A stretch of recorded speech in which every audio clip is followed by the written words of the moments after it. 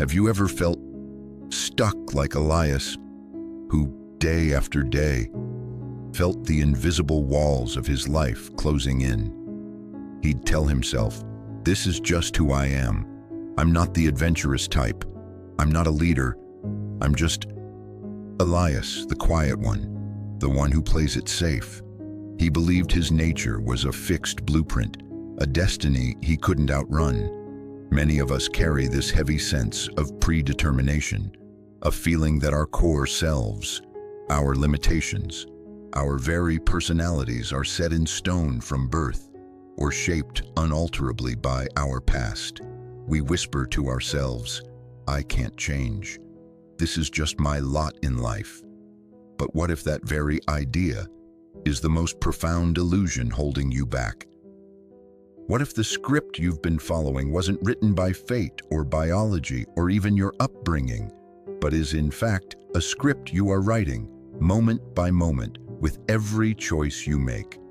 This is the radical, unsettling, and ultimately liberating bombshell dropped by the 20th century philosopher Jean-Paul Sartre. Sartre challenges us to look beyond the comfortable labels and excuses we use to define ourselves. He offers not a set of easy answers, but a profound tool for thinking, a way to dismantle the very notion of a fixed human nature. In this journey into Sartre's existentialism, we'll explore his core idea that existence precedes essence, and more importantly, we'll discover how this seemingly abstract philosophical concept can become a practical compass for your life, empowering you to break free from self-imposed limitations, to embrace your absolute freedom, and to consciously, courageously create who you want to become. This isn't just about understanding philosophy, it's about transforming your understanding of yourself. If you're ready to stop just understanding these deep truths and start applying them to transform your inner world, to shatter the mirrors of illusion and truly see yourself, make sure you subscribe to MindMirror. Let's walk this path of self-discovery and self-creation together. We often hear it, don't we? "Oh, that's just human nature." A sigh of resignation, a shrug of acceptance for greed, for conflict, for our perceived flaws. Or perhaps more personally, "I'm just not a confident person," or "I've always been a pessimist, it's in my nature." Sartre argues that this very concept of a predefined human nature, an essence that dictates who we are and what we can be, is one of the most pervasive and limiting illusions we live under. Think about it when we speak of an object, say a paper knife. Its essence, its design, its purpose to cut paper is conceived by its maker before it even exists. The paper knife is made to be a paper knife. Its being is determined by its preconceived essence. But for human beings, Sartre drops his first bombshell. There is no divine craftsman, no pre-existing blueprint in the mind of God or nature that defines what human is supposed to mean. If there is no God, as Sartre, an atheist existentialist, posited, then there's no one to have that concept of human nature beforehand.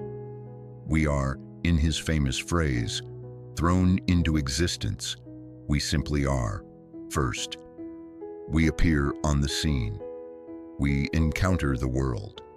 And only afterwards, through our choices, through our actions, do we define what it means to be human, both for ourselves and, as we'll see, for everyone.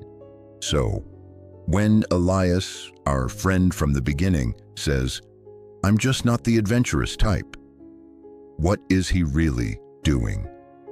He's mistaking himself for that paper knife. He's assuming there's a pre-written Elias essence that dictates his lack of adventure. Have you ever felt this way, attributing your limitations or your tendencies to some unchangeable core of your being? Sartre would argue that Elias isn't not adventurous because of some inherent nature. He chooses not to be adventurous through his actions or his inactions. His nature is the sum of those choices. This is a challenging thought, isn't it? It strips away our most comfortable excuses. The "I was born this way" or "it's just not in my personality" arguments crumble. But in their place, something far more powerful emerges: the radical, exhilarating, and perhaps terrifying realization that you are not a finished product. You are a project. And the architect, the builder, the artist is you. This understanding is the first step towards true self-mastery, towards breaking out of the self-imposed cages of nature. So, what's one small cage of your nature that you might start to question today? Not to change it instantly, but just to observe it, to see if it's truly a wall, or perhaps just a shadow you've been hesitant to step through. So, if there's no pre-written script, no essential human nature dictating our lives, what does that leave us with Sartre's famous answer? The cornerstone of his Existentialism is existence precedes essence. Let's unpack that. It sounds academic, but its implications for how you live your life are monumental. It means, quite simply, you exist first. You are thrown into this world. You breathe, you perceive, you are. And only then, through what you do, what you choose, what you commit to, do you create your essence, who you are, what defines you. You are not born a coward or a hero, a pessimist or an optimist. You become one. Imagine Sophia. She's always been told she's too sensitive, too emotional.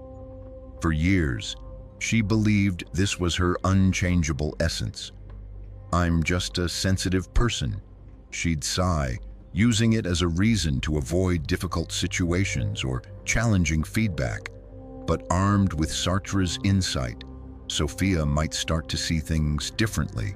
Her existence, her being here now, comes first.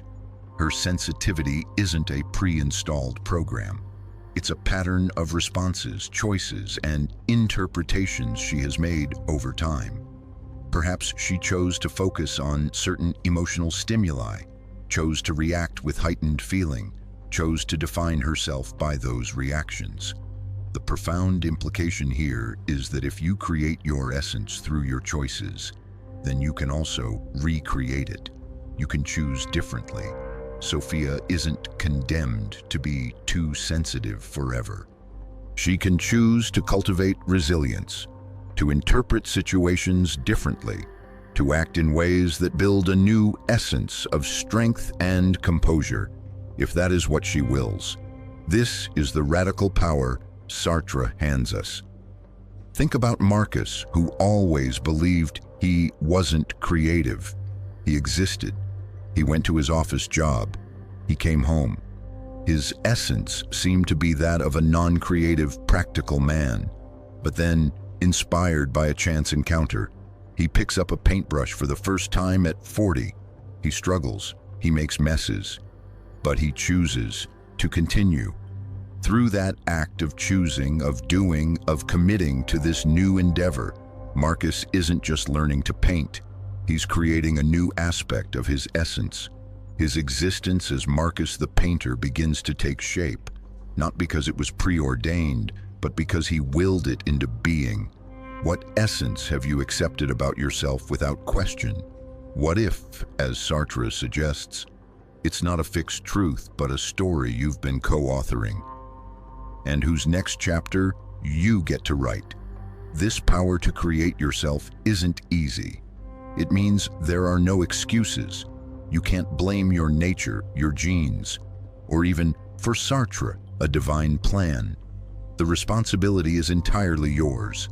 If you are a coward, Sartre would say, it is because you have chosen cowardice through your actions. If you are brave, it is because you have chosen bravery. This is what Sartre means by subjectivity being the starting point of existentialism. not subjectivity in the sense of, it's all just my opinion, anything goes, but subjectivity in the sense that man is first and foremost a subject, a being who exists and defines himself, rather than an object defined by external forces. You are the author of your own life story, even if the stage was set by circumstances beyond your control. Man is condemned to be free. This is one of Sartre's most famous and perhaps most unsettling declarations. Condemned isn't freedom what we all strive for? Yes, but Sartre's freedom is not a comfortable, easy gift.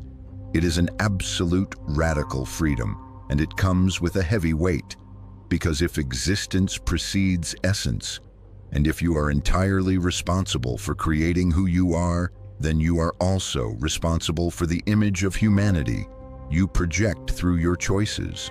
When you choose a certain way of being, a certain set of values, you are, in effect, saying, this is what a human being should be. Imagine Elias again. If he chooses a life of quiet resignation, he isn't just choosing for himself. He is implicitly affirming that resignation is a valid, perhaps even a good way for all humans to be. If Sophia chooses to embrace her sensitivity and cultivate compassion, she is saying that compassion is a value for humankind. This, Sartre says, is the source of anguish, angoisse.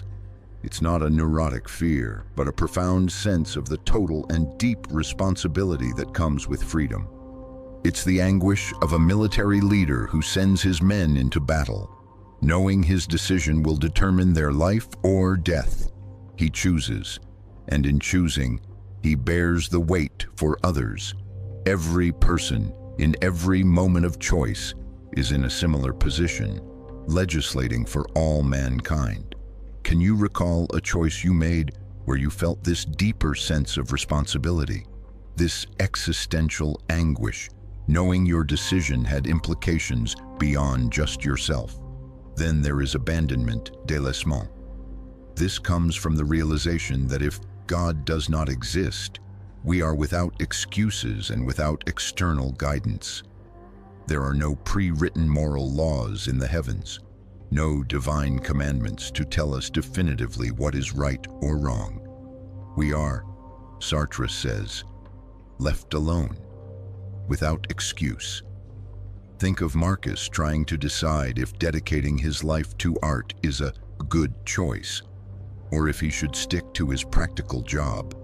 If there's no God, no universal code of ethics, who can tell him he has to invent his own values, choose his own meaning? He is abandoned to his own freedom. And finally, despair, désespoir. For Sartre, this doesn't mean giving up action. It means acting without hope in the sense of relying only on what is within your control, on the probabilities you can reasonably calculate.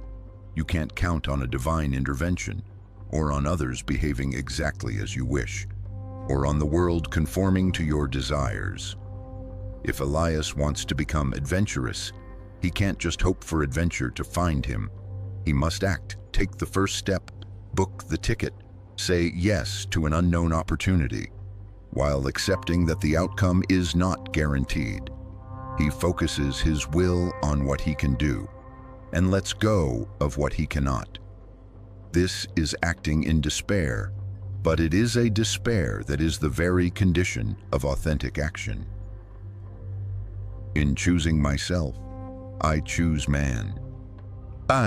This is Sartre's profound response to the charge that existentialism is a philosophy of bleak individualism, of navel-gazing.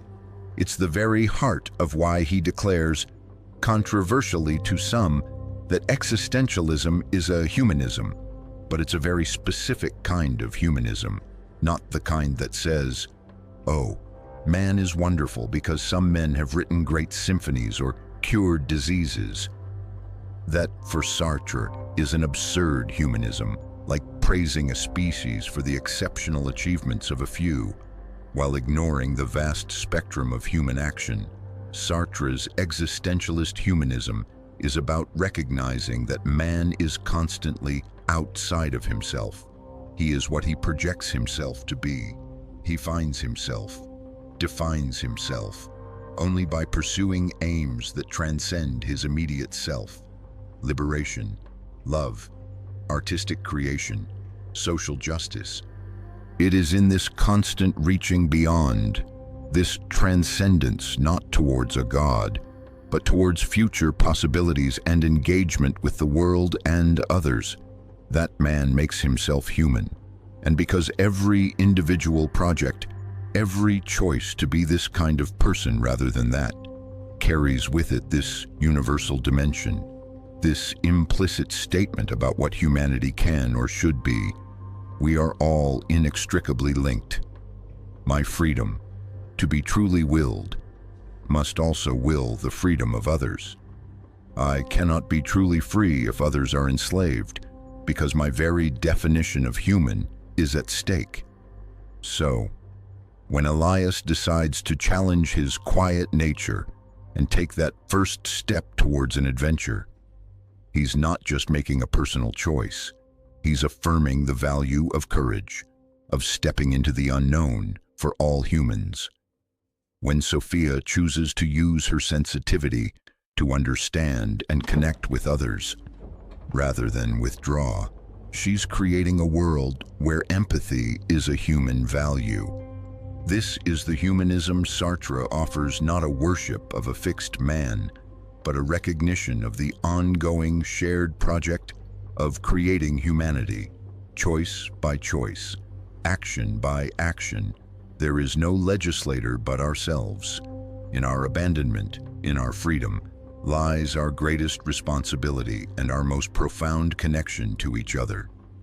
What kind of humanity are you choosing to create through your actions today? What values are you affirming, not just for yourself, but for the world? Jean-Paul Sartre's existentialism, then, isn't a philosophy of despair, but a radical call to awaken. It shatters the illusion of a predefined human nature, that comfortable cage we often build for ourselves. His core message, existence precedes essence, is a powerful tool for thinking, a declaration of your absolute freedom to create who you are. This freedom is not without its weight. It brings with it the anguish of total responsibility, the abandonment of not having a divine script, the despair of acting without ultimate guarantees. But these are not chains. They are the very conditions of an authentic human life. By embracing them, you embrace your power to define not only your own existence, but to contribute to the ongoing creation of what it means to be human. You are not a pre-written story. You are the author. You are not a finished sculpture. You are the sculptor. Sartre's bombshell is this: the only limits are the ones you accept, and the only essence is the one you courageously choose to live. The power and the responsibility are entirely yours. What's one aspect of yourself that you've always considered fixed, something just the way you are?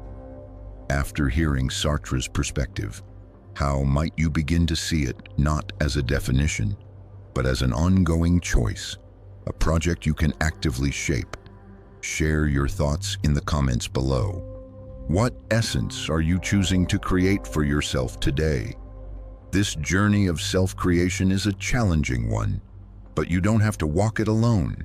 If these ideas resonate, if you're ready to dive deeper into the philosophies that can help you navigate your inner world with more clarity and courage, make sure you subscribe to MindMirror and hit the notification bell. Our next exploration will delve into the existential dread of freedom itself and how to turn it into your greatest ally. Until then, keep questioning, keep creating,